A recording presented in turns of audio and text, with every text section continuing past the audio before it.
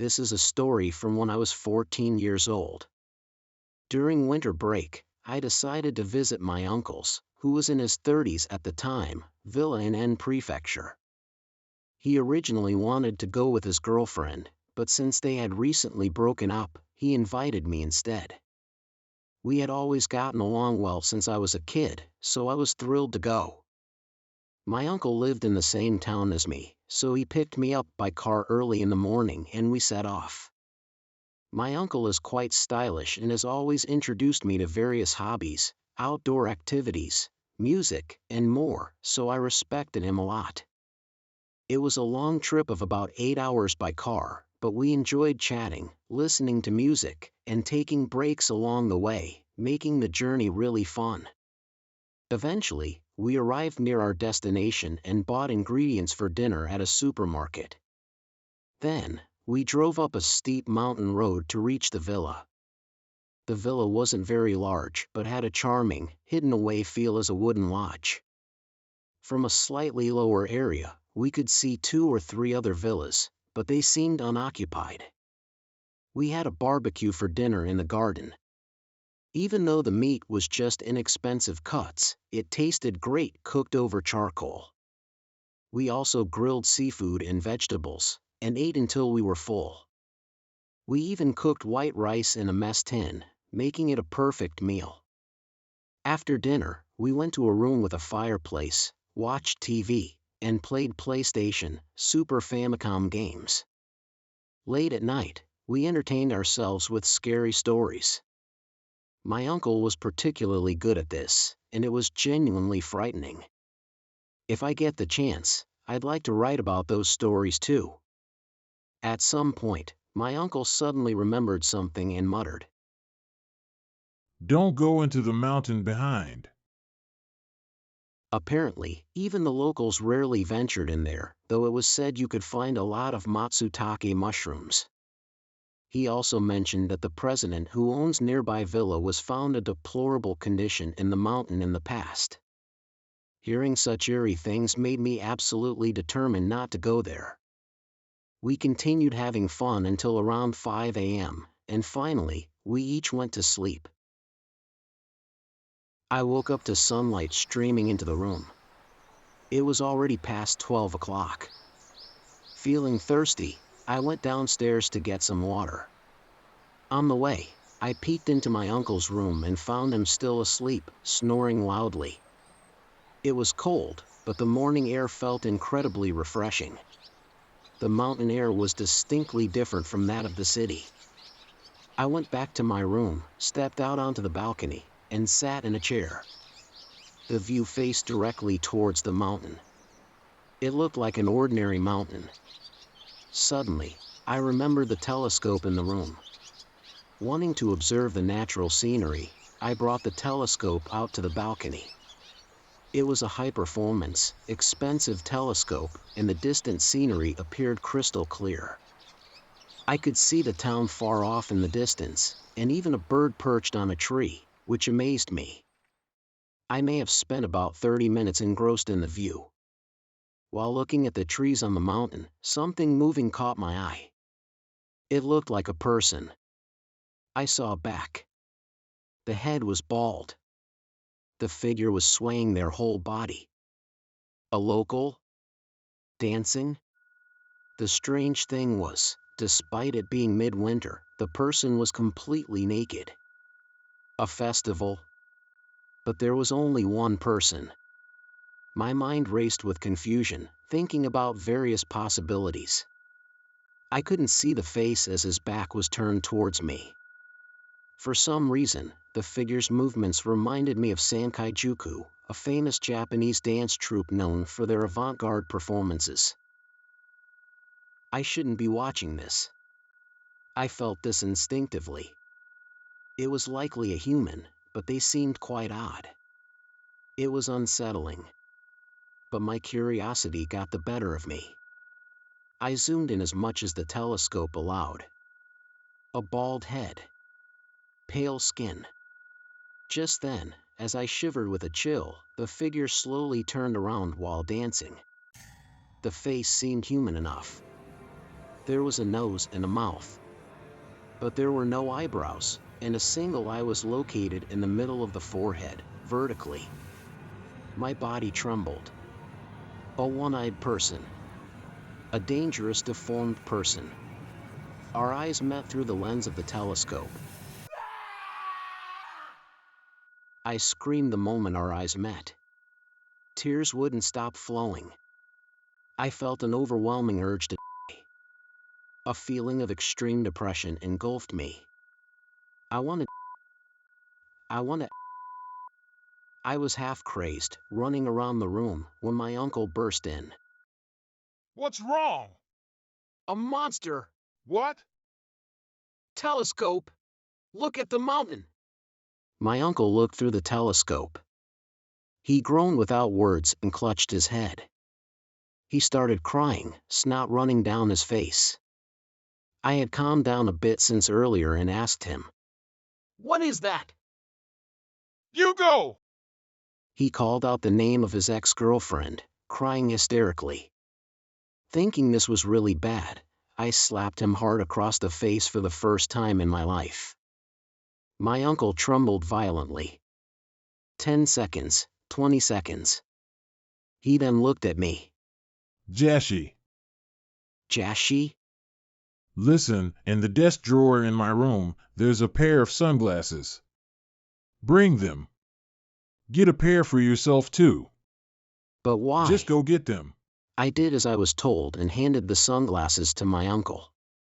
With trembling hands, he put them on and looked through the telescope again. After moving the telescope around for a while, he groaned and gestured for me to come over. Put on the sunglasses and take a look. Fearfully, I put on the sunglasses and peered through the telescope. The view was blurry through the sunglasses, but I made eye contact with it among the trees.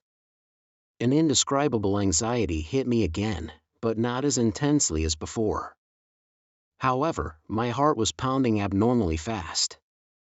And it wasn't in the same spot. It is performing that bizarre, wobbly dance. While moving, its gaze remained fixed on me. "It is coming down the mountain. Could it be heading this way?" Hey, can you pee? What are you talking about at a time like this? If you can, there's an empty plastic bottle in the dining room. Go pee in it. With that, my uncle went downstairs. In such a situation, I couldn't possibly pee, so I stood there in a daze. A few minutes later, my uncle returned with a plastic bottle filled with pee. If you need to go, use this. He said, handing me another empty plastic bottle. "No, seriously, what is that thing?" Something from the mountain, a kind of yokai. I don't know. When I was a kid, I used to go camping in the mountains with my dad a lot. Oh, not in this mountain, though. Strange things happen in the mountains. Even at night, you can hear people talking outside the tent, but no one is there. When we poured pee around, the noises mysteriously stopped. He said this and looked through the telescope again. He groaned in pain while observing the creature. That thing. I don't know how many kilometers per hour it moves, but it's really slowly making its way here. It disappeared for a while, but it's definitely heading towards this lodge. "Then let's drive back quickly." It's probably useless. Unless we can divert its attention from us, it'll likely follow us everywhere. This is a kind of curse.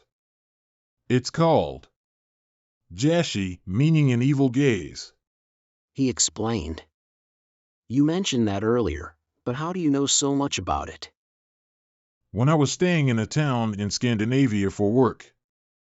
No, I'll tell you if we survive this. If we survive? Are we going to stay here until it arrives? No, we're going to confront it. I thought it would be better to stay holed up here, but my uncle believed we needed to deal with it before it reached the lodge. I thought it would be far better to run than to confront such a terrifying creature, but my uncle had always been someone I could rely on. I respected him and decided to follow his lead. We each took sunglasses, the bottled urine, a backpack with some light food, binoculars, a wooden bat, a flashlight, and ventured into the mountain. My uncle's plan was to handle this before it got dark. Could we endure its gaze? Even with sunglasses, could we withstand it up close instead of through a telescope? Various fears raced through my mind. The mountain was quite expansive. Using the binoculars, we searched for the creature. According to my uncle, it should be moving towards us, so eventually, we would encounter it. Not wanting to go too deep and risk getting caught after dark, we decided to wait in a slightly open area about 500 meters from the lodge. As long as we can divert its interest, we'll be okay. But how? My idea is that we have to get close to it, but don't look directly at it. Look at it diagonally. Do you understand? Keep your eyes averted and perceive its location out of the corner of your eye. Then, we pour the collected urine on it. If that doesn't work, listen, this is serious. We show it our naked. What? JASHI hates anything unclean, like excrement or genitalia. We can't destroy it, but if we can make it flee, we'll be saved. And if that doesn't work? Then we have no choice but to run. Get to the car quickly. My uncle and I sat on a rock, waiting with indescribable fear and anxiety. We took turns using the binoculars. It was already past 4 o'clock. Hey, wake up. I heard the voice of my younger brother, who passed away in an accident when I was 10, a year younger than me. Hey, wake up. You'll be late for school. Annoying. Let me sleep for another 3 minutes. If you don't wake up now, you'll never wake up again. I jolted awake. Was I asleep? Impossible, not in this fear and tension. Was I put to sleep? I looked at my uncle next to me. He was asleep. I hurriedly woke him up. He sprang up. He looked at his watch. It was 5:30. The surroundings were almost completely dark. Cold sweat ran down my back. Can you hear that? A voice, a song. Focusing my nerves and listening carefully, I could hear a voice coming from the bushes a few meters ahead on the right. It was gradually getting closer. It sounded like a folk song, but I couldn't make out the words. The high-pitched voice was eerie. The fear made my head feel like it was going to split. Just hearing the voice made me want to give up on everything in the world. Just illuminate the ground. My uncle shouted, and I pointed the flashlight at the bottom of the bushes where it seemed to be coming out. I saw feet. Completely hairless and abnormally white. The figure twisted its entire body as it approached. The song was so creepy. For a moment, my mind went blank. Ah! Gah! It crouched down, got on all fours, and brought its face to the position illuminated by the flashlight on its feet. I looked directly at it. The same emotions as during the day hit me. I wanted to die. Seeing such a face, I'd rather be dead.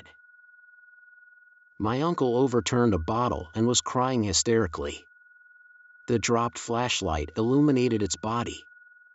While singing an incomprehensible, horrible song, it approached on all fours, moving like a newborn foal. I thought it might be better to bite off my tongue, when suddenly, my uncle's phone rang. Despite crying hysterically, my uncle seemed to become dazed and pulled out his phone from his down jacket pocket and looked at it. What are you doing at a time like this? I thought, staring at my uncle in the dim light, dumbfounded. The phone was still ringing. My uncle just kept staring at it. It started coming towards me. I was so terrified that I wet myself. It's over. At that moment, my uncle let out a tremendous roar, grabbed the flashlight from the ground, quickly ran over to me, and picked up my bottle. Don't look at it! I'm going to shine the light on its face, so close your eyes. I rolled on the ground, frantically, my sunglasses falling off, holding my head and shutting my eyes tightly. From there, the rest of the story is what my uncle told me later. First, he shone the light on its face and saw its position outside of his direct vision. It's a bit of a dirty story, but he put his mouth on my bottle, filled his mouth with urine, and while keeping the light on its face, crouched down and sprayed urine onto its face like a mist. I heard it scream like a horse whinnying in pain. He filled his mouth again and sprayed. And sprayed. Right into its eyes. Its eyes. A scream, even higher pitched than before, echoed from the creature. But it was still there. In his desperation, my uncle took off his pants and underwear and shone the light on his own crotch. The creature must have seen it. Though I couldn't understand its words, it spat out what sounded like a terrible curse word filled with hatred, and then turned its back. At that moment, I lifted my head. My uncle's flashlight illuminated the creature's back. What was truly terrifying was that even as it retreated, it continued to sing its eerie song, writhing its body, moving slowly, ever so slowly. It moved at the pace of a very old person using a cane. We kept our flashlight on its back, watching it until it disappeared from sight, enduring the fear that it might turn back at any moment. After what felt like an eternity of agony and terror, the creature finally vanished into the darkness. Without exchanging a word, we silently walked back to the lodge. Once inside, my uncle checked all the locks on the doors and then made some coffee. As we drank, he finally spoke. "So, does this mean its interest was diverted, like you said?" Probably. My uncle smiled wryly. Gradually, he began to speak about the concept of the JASHI. My uncle often traveled overseas for work. Without getting into specifics, he was a technical expert. During one of his stays in a certain city in Northern Europe, a local technician he had befriended, who also served as a translator, offered to show him something interesting. Expecting something like a hostess bar, my uncle was led down a deserted alleyway to a small, shabby-looking house. He was astonished upon entering. Despite the house's dilapidated exterior, the interior was entirely different. Luxurious rugs, vases, and precious metals adorned the space, and a pleasant fragrance wafted through the air. While my uncle was still taking in the surroundings, he was led into a small back room. Inside, a man who appeared to be in his 60s sat in the candlelight. The odd thing was that, despite it being night and indoors, the man wore sunglasses. According to the local technician, this man possessed the JASHI. JASHI, or the evil eye, is a widespread folk belief and superstition that involves casting a curse on someone simply by glaring at them with malevolent intent. Known in English as the evil eye, in Japanese as JASHI, and also as Megan, this power supposedly causes the victim to fall ill, weaken, and potentially even deadly. My uncle listened to the explanation with a hint of amusement, assuming the man to be a charlatan or magician. The old man sitting in the room whispered something to the local technician, who then relayed the message. Since my uncle appeared skeptical, he would give a small demonstration of the power. Taking this as an interesting diversion, my uncle agreed. The old man whispered to the local technician again, who then explained, "Now, I'm going to bind you. This is not meant to offend you but to demonstrate the strength of my power." My uncle suspected that the man had some trick up his sleeve regarding his eyes. He thought perhaps the man's eyes were grotesquely disfigured or he was wearing colored contact lenses. Maybe the pleasant aroma in the house contained some kind of hallucinogen. Despite his hesitation about being tied up, he trusted his local friend implicitly and agreed. Once my uncle was securely tied to a chair, the man approached him while the friend turned his back. Quietly, the man removed his sunglasses and looked down at my uncle. It was just like today, when I saw that thing. My uncle muttered, setting his coffee down on the table. The moment I saw his eyes, I felt an overwhelming urge to die. His eyes looked completely normal, but I wanted to end it all. Everything about life felt unbearable. The gaze only lasted a second or two, but it wasn't some kind of hypnosis or suggestion, it was beyond that. According to his friend, the man with the evil eye could kill if paid enough. He was reportedly used in conflicts among local mafia groups. About a week before my uncle was scheduled to return home, he heard that the man with JASHI had passed away. Apparently, he had embarrassed his own organization by accepting a job, and they had eliminated him. His body was found in a motel, tied to a chair. The floor was covered with excrement and urine. It was said that the man had torn at his bonds with incredible strength and gouged out his own eyes before his death. As I mentioned earlier, the evil eye despises unclean things. Perhaps he was forced to endure filth while being shown a strip show or sexual acts. My uncle said. I had no strength left to utter a word and just listened. Could that monster also possess the evil eye? As if reading my thoughts, my uncle continued. Whether that thing was truly a monster or a person raised in such a way, I don't know. But I felt that simply running away wouldn't work, that's why I decided to face it, even if it meant risking my life. You know how they say Kappa dislike human spit? Maybe, just maybe, the human body is more effective against such creatures than any incantation or charm. As I listened, I remembered the dream about my brother and shared it with him. Do you think my brother might have saved us? I asked, tears streaming down my face. My uncle listened intently and remained silent for about a minute before speaking. That might be possible. Your brother was always steadier than you. Do you remember my phone ringing? It was from my ex-girlfriend. But there's no way a phone would work around these mountains. Look, there's not even one bar of signal. So, maybe such things do happen. Let's head down the mountain right away. I'll sell this lodge. I want to call her as soon as possible.